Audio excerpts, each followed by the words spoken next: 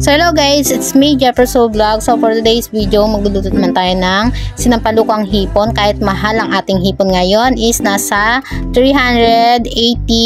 So simulan na natin ang ating pagluluto. Ang ating mga ingredients: hipon, sibuyas, sili, kamatis, talbos ng kamote at talong.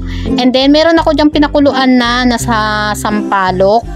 And kinuha ko na yung katas niya and sineparate ko na yung mga buto-buto niya para hindi maghalo dun sa ating hipon. Kasi pangit din naman yung merong buto-buto tas may mga balat-balat pa yung hipon. And tinimpla ko na siya ng ginisa mix. Isang pack yung nilagay ko.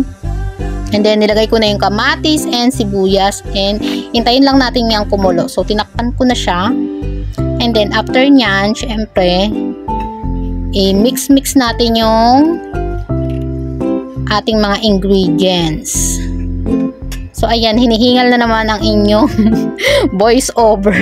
So meron tayo diyang paminta, betchin, and asin. So timplahan na natin siya ng asin. So ganyan lang, konti lang kasi naglagay na ako ng ginisa mix. So alam naman natin na kapag sabaw talaga is kailangan magdagdag tayo ng mga pampalasa kasi di bali ng matabang, wag lang maalat. So konting betchin lang yung nilagay ko kasi may ginisa mix na ako.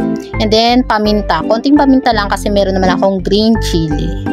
So ayan, i-mix lang natin yan. And intayin natin kumulo ulit. So after nyan, kapag kumulo na, syempre titikman na natin. So very short lang tong video na to guys. Yung pagtikim ko na yan is kaninang-kanina pa yung kumulong-kumulo. So intayin lang natin yung kamatis na medyo magkulay-kulay dun sa ating sabaw. Tapos ilagay na natin yung ating talong. So isang peraso lang yung nilagay ko dyan and in-slice ko lang siya ng ganyan. And then next natin yung talbos ng kamote. So ipanghuli natin yung hipon kasi nga ang hipon is madali lang naman siyang maluto. Lalo na yung hipong kung nabili is parang hipong ano ba yun, hibas ang tawag sa amin nun sa Marinduque is hibas, yung parang malambot lang yung balat niya.